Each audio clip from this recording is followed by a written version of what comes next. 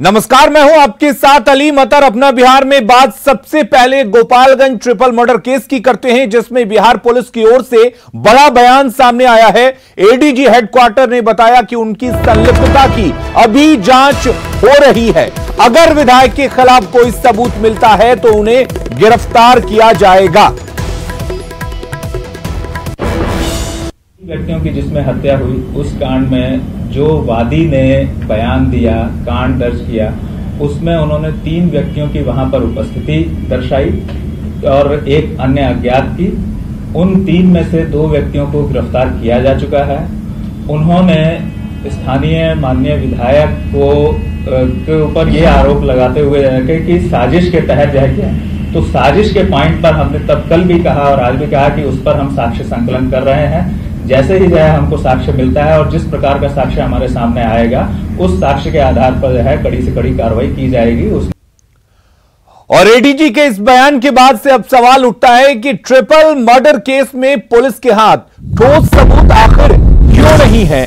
जब जिस शख्स को गोली लगी है उसने नामजद आरोपी बनाया है, तो फिर पुलिस के पास जो सबूत होने चाहिए वो क्यों नहीं है। सबूत जुटाने के लिए पुलिस को आखिर और कितना वक्त लगेगा, पुलिस और कितना समय लेगी। बिहार पुलिस की जांच आखिर इतनी धीमी क्यों है। तमाम सवाल हैं जो अब एडीजी मुख्यालय के इस बयान के बाद से उठ रहे हैं।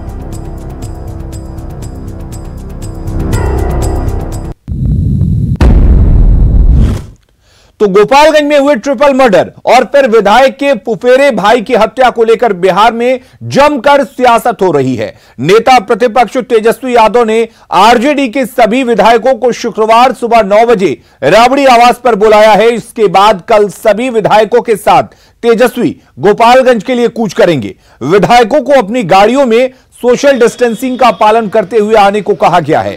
गोपालगंज ट्रिपल मर्डर मामले पर तेजस्वी यादव ने सरकार के खिलाफ मोर्चा खोल रखा है।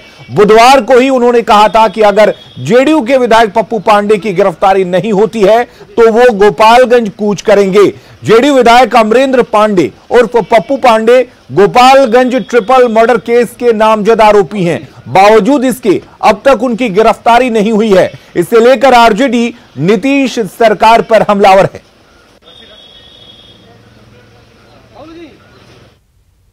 हमने बार बार कहा है कि जब तक न्याय लोगों को नहीं मिलेगा पीड़ितों के लिए, तब तक हम जो है संघर्ष करेंगे। जन अधिकार, जन सुरक्षा पे अगर खतरा होगा तो विपक्ष जो है संघर्ष करेगा और सरकार पे दबाव डालेगा और जो है उनकी कमियों को गिनाएगा। ये तो संरक्षण में हो रहा है, ये तो सब जान रहे हैं, ये किसी से छुपा नहीं है। और बिहार में जिस प्रकार से अपराध चरम सीमा पर है, जिस प्रकार से राक्षस राज है, तो सब लोग तबाह हैं। तो मैं निजी रूप से और हमारा दल समझ रहा है कि सचमुच यहाँ सरकार नाम की कोई चीज़ नहीं है। पुलिस शायद नीतीश के नियंत्रण में नहीं है। तेजस्वी जी की ये यात्रा है, 13 करोड़ जनता विश्वास करो हम तुम्हारे साथ खड़े हैं। लॉकडाउन तोड़ने के लिए नहीं जा रहे हैं, रोग को बढ़ाने ले नहीं जा रहे हैं, लेकिन कोरोना के वक्त पर लॉकडाउन में जो अनर्थ हो रहा है, विश्वास दिलाने जा रहे हैं 13 करोड़ आबादी को कि मैं आपके साथ हूं हर परिस्थिति में। तो गोपालगंज में हुए इस ट्रिपल मर्डर केस पर सियासत हो रही है। अब जरा इस खबर को समझिए।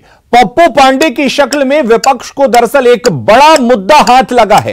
कानून व्यवस्था को ढाल बनाकर आरजेडी माइलेज लेना चाहती है। गोपालगंज के बहाने आरजेडी अपनी सियासी जमीन को मजबूत करने की फिराक में है। वहीं कानून व्यवस्था को लेकर जेडीयू हमेशा आरजेडी को कटघरे में खड़ा करता रहा है और उसी के बदले अब आरजेडी जेडीयू की सरकार को कटघरे में खड़ा कर रहा है। इस साल बिहार में विधानसभा चुनाव भी होने हैं। जेडीयू आरजेडी जो है वो इस मुद्दे को हवा देना चाहता और वहीं जेडीयू इसे मुद्दे को हवा नहीं देना चाहेगा। इधर सत्ता पक्ष की ओर से आरजेडी को जवाब दिया जा रहा है। बीजेपी ने जहां तेजस्वी पर जातीय उन्माद फैलाने का आरोप लगाया, तो वहीं जेडीयू का कहना है कि कोरोना संकट में नेता प्रतिपक्ष गायब रहे और अब मार्च के जरिए अपनी सियासत चमकाना चाहते हैं।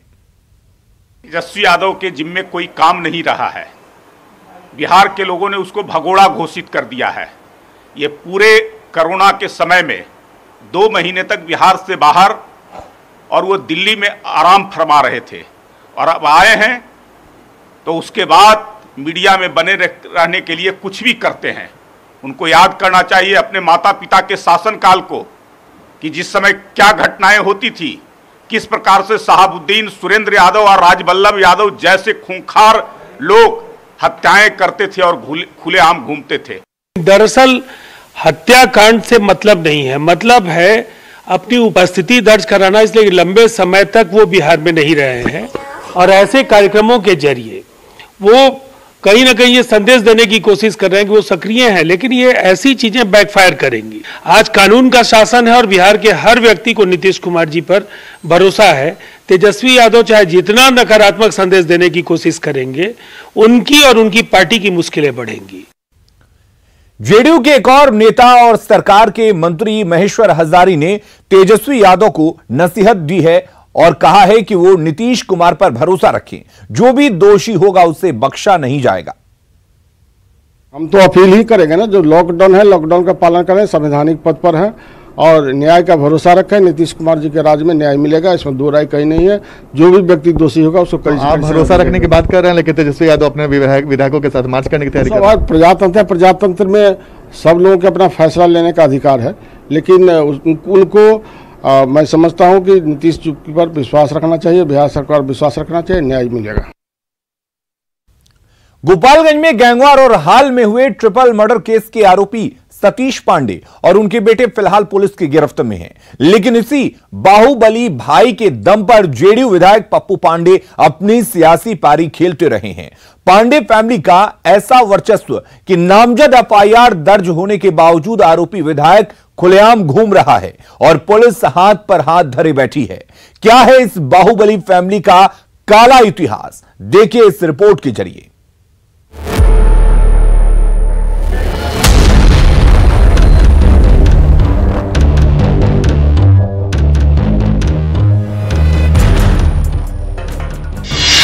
क्या मीरगंज से चलती है गोपालगंज की सत्ता?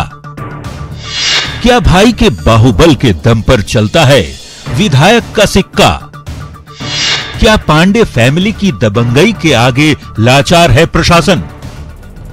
ये सवाल इसलिए क्योंकि गोपालगंज में जो गैंगवार और खूनी खेल का सिलसिला शुरू हुआ है, उसे अंजाम देने वाला कोई और नहीं, मीरगंज के नया गांव तुलसिया के रहने वाले और कुचायकोट के जेडीयू विधायक अमरेंद्र पांडे उर्फ पप्पू पांडे और उनके बड़े भाई सतीश पांडे ही अंजाम दे रहे हैं।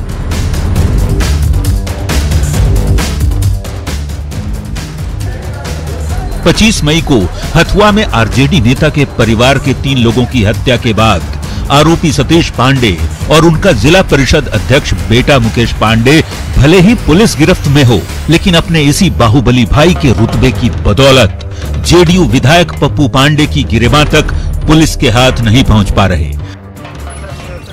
हथुआ थाने में नामजद एफआईआर दर्ज होने के बावजूद विधायक बड़े ही ठसक से गोपालगंज में अपने घर पर बैठा है, मीडिया के सामने भी आता है और खुद को जन नेता भी बताता है। वैसे पांडे फैमिली के वर्चस्व को जानने और समझने के लिए आपको फ्लैशबैक में लिए चलते हैं। उत्तर बिहार के कुख्यात सतीश पांडे की ये तस्वीर 14 दिसंबर 2015 की है, जब वो गोपालगंज के चनावे जेल से बाहर निकला था। बिहार के पूर्व मंत्री ब्रिज बिहारी हत्याकांड में जेल में बंद इस बाहुबली को जैसे ही जमानत मिली, जेल के बाहर समर्थकों का हुजूम उमड़ पड़ा। गाजे बाजे और फूल माला लिए समर्थकों की भीड़ और भाई के ठीक बगल में खड़ा पप्पू पांडे। इस तस्वीर को जरा गौर से देखिएगा, समझ आ जाएगा पांडे ब्रदर्स का रुतबा। गाड़ियों की लंबी कतार और सफेद चमचमाती मर्सिडीज कार में शान से अपने घर जाते सतीश पांडे का काफिला बेशकीमती कार का कारवां बता रहा है कि हुजूर मालिक अब जेल से बाहर निकल चुके हैं। समर्थक नारेबाजी कर रहे थे और पुलिस प्रशासन चुपचाप खड़ी नजर आ रही थी। पप्पू पांडे तब भी विधायक थे और सरकार भी अपनी थी।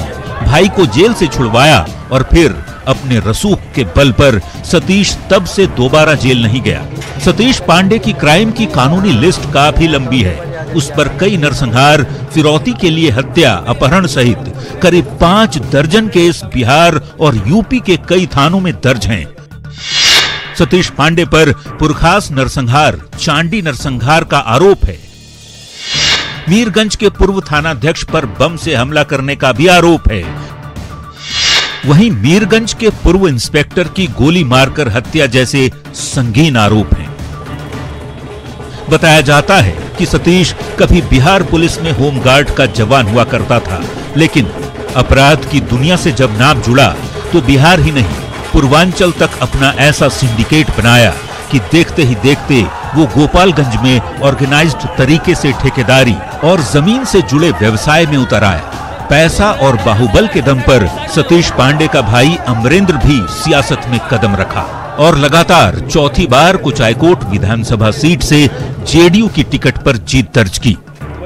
न्यूज़ 18 के लिए गोपालगंज से मुकेश कुमार की रिपोर्ट। तो जेडीयू के बाहुबली विधायक Pappu Pandey triple murder case में आरोपी हैं। नामजद प्राथमिकी दर्ज होने के बाद उन पर गिरफ्तारी की तलवार लटक रही है, लेकिन विधायक हैं कि मीडिया के जरिए सफाई दे रहे हैं। बड़ा सवाल आखिर यह है कि दबंग परिवार पर शिकंजा कसने से पुलिस आखिर क्यों डर रही है।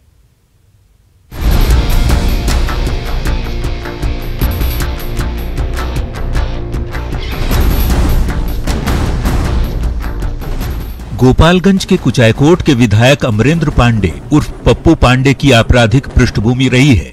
सियासत से ज्यादा इस बाहुबली नेता की चर्चा दबंगई के लिए होती रही है। यही वजह है कि उनके खिलाफ 1-2 नहीं 10 से ज्यादा संगीन मामले दर्ज हैं। गोपालगंज से लेकर पटना के थाने तक में जेडीयू विधायक के खिलाफ रपट लिखाई गई है। सालों से अलग अलग केस चल रहे हैं, लेकिन विधायक पर कार्रवाई नहीं हुई।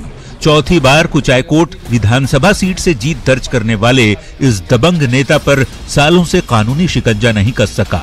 आखिर इस रसूखदार और कद्दावर नेता की गिरेबां तक क्यों कानून के हाथ नहीं पहुंच पा रहे, ये बड़ा सवाल है, क्योंकि हत्या, रंगदारी सहित कई मामले जिनमें प्राथमिकी दर्ज हुई है, उनमें से ज्यादातर केस के गवाह ऐन वक्त पर या तो मुकर गए या फिर अपराध से जुड़े साक्ष्य पुलिस के हाथ लगे ही नहीं। 25 मई को गोपालगंज के हथुआ इलाके में हुए ट्रिपल मर्डर केस में लगे आरोपों को खारिज करते हुए पप्पू पांडे खुद को जननेता बता रहे हैं और सरकार के सुशासन की दुहाई भी दे रहे हैं। मैं भी कोई चोर बदमाश नहीं हूं, मैं भी राजनेता हूं। अगर अपराधी रहते, क्रिमिनल रहते तो मैं विधानसभा में पहुंचने का काम नहीं करते। और जहां तक हमारी नेता की बात है तो हमारे नेता ना किसी को फंसाते हैं और ना किसी को बचाते हैं। अगर बचाने वाला होता तो सतीश पांडे और मुकेश पांडे जेल नहीं गए होते।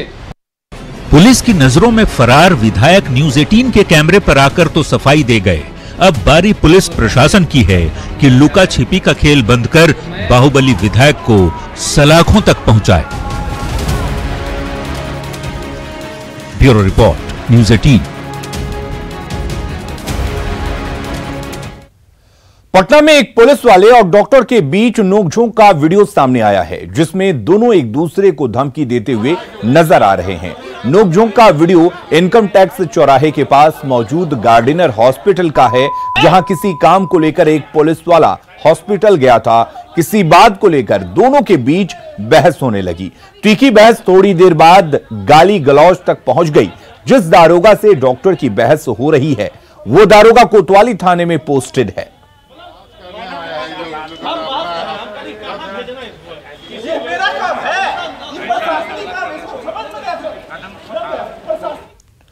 अगली खबर पूर्णिया से, जहां क्वारंटीन सेंटर में शराब पीने की तस्वीरें सामने आ रही हैं।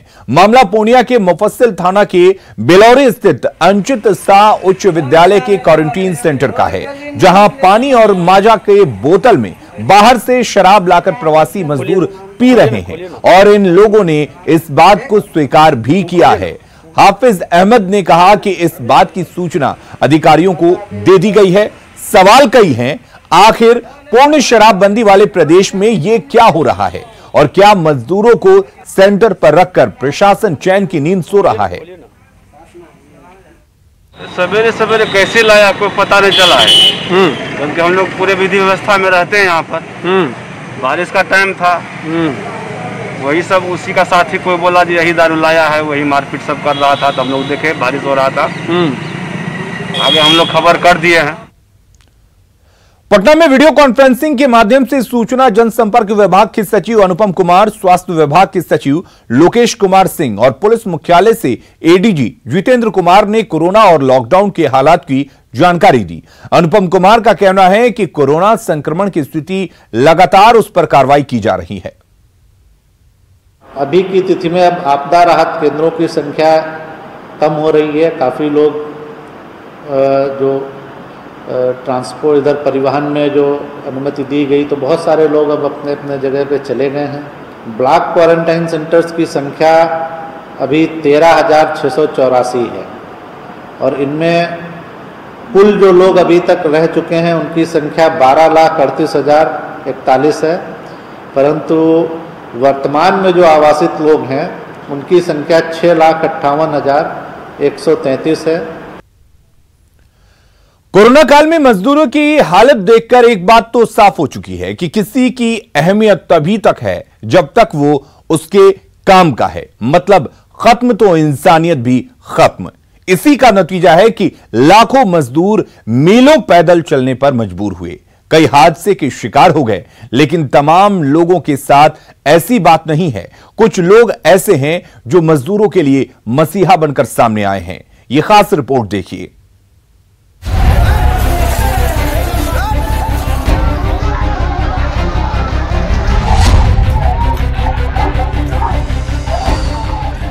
प्रवासी मजदूरों की बदहाली, लाचार मजदूरों की दर्दनाक तस्वीरें लॉकडाउन के दौरान लगातार सामने आ रही है। हमने देखी है कि लॉकडाउन में कैसे मजदूर जो है ट्रकों पर और ट्रेनों में लद करके घर पहुंच रहे हैं। उनकी इस त्रासदी के बीच एक सुनहरी तस्वीर हम आपको दिखाते हैं। लेकिन आज इंसानियत को मजबूती देने वाली जो तस्वीर हम आपको दिखा रहे हैं वो उम्मीद बंधाने वाली है। बता रही है कि संकट की इस घड़ी में भी इंसानियत मरा नहीं बल्कि जिंदा है। चंद लोग अभी भी मजदूरों के लिए मसीहा बने हुए हैं। ये हैं दिल्ली के एक फार्म के मालिक पप्पन सिंह। ये दिल्ली के बाहरी इलाके नरेला में मशरूम की खेती कराते हैं। बिहार के कई मजदूर इनके खेतों में काम करते हैं। लॉकडाउन के दौरान फंसे इन मजदूरों को इन्होंने अपने हाल पर नहीं छोड़ा, बल्कि बाकायदा विमान से इन्हें बिहार तक जाने का इंतजाम किया। ट्रेन श्रमिक ट्रेन चली, उसमें हमने इनका टिकट किया, उस पर कन्फर्म नहीं हुआ। फिर बस की सोची वहाँ बस में भेज दें इनको। बस में भेजने के लिए इनको करा, फिर हमने देखा रोज एक्सीडेंट हो रहे हैं, ट्रेन में पानी नहीं मिल रहा, वो नहीं, मगर क्या करें। फिर हमारे समझ में आया अरे जो प्लेन खुल गए, मगर प्लेन मगर तो इससे बढ़िया कोई बात नहीं है। हमारे ही नौकर हैं, हमारे पास काम करते हैं, भाईचारा है इनसे हमारा। पप्पन सिंह ने अपने कामगारों की पूरी टेस्ट भी कराई, पूरा कागजात तैयार कराया ताकि यात्रा के दौरान किसी को कोई दिक्कत ना हो। इतना ही नहीं, पटना से इनके घर समस्तीपुर जाने का भी पूरा इंतजाम कराया। तो वो एहसास नहीं होने दिए हम लोग का जो ये लॉकडाउन लगा है। जितना खाएं 2 महीना बैठ कर को पूरा खर्चा खुराकी सब वो दिए। जैसे हम पहले खाए थे उससे अच्छा हम खाना खाए, अपना जी भर के खाएं। पहली बार फ्लाइट की यात्रा कर और अपने मालिक की दरिया दिली से मजदूर बेहद खुश हैं। लाइफ में पहली बार ही फ्लाइट में बैठेंगे और दिल में काफ़ी उत्सव मच रहा है, काफ़ी खुशी हो रही है कि हम लोग फ्लाइट में बैठेंगे। हम लोग इससे पहले सोचे भी नहीं थे कि हम लोग फ्लाइट में बैठ पाएंगे।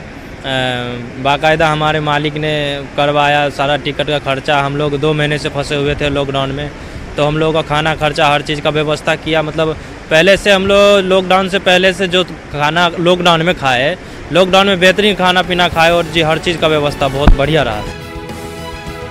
काश ऐसे लोग कुछ और होते तो मजदूरों की डगर इतनी कठिन नहीं होती। उन्हें मीलों पैदल नहीं चलना पड़ता, जान जोखिम में नहीं डालना पड़ता। न्यूज़ 18 के लिए दिल्ली से शंकर आनंद और पटना से रवि एस नारायण की रिपोर्ट। खबरें लगातार जारी हैं, बने रहिए न्यूज़ 18 बिहार झारखंड के साथ।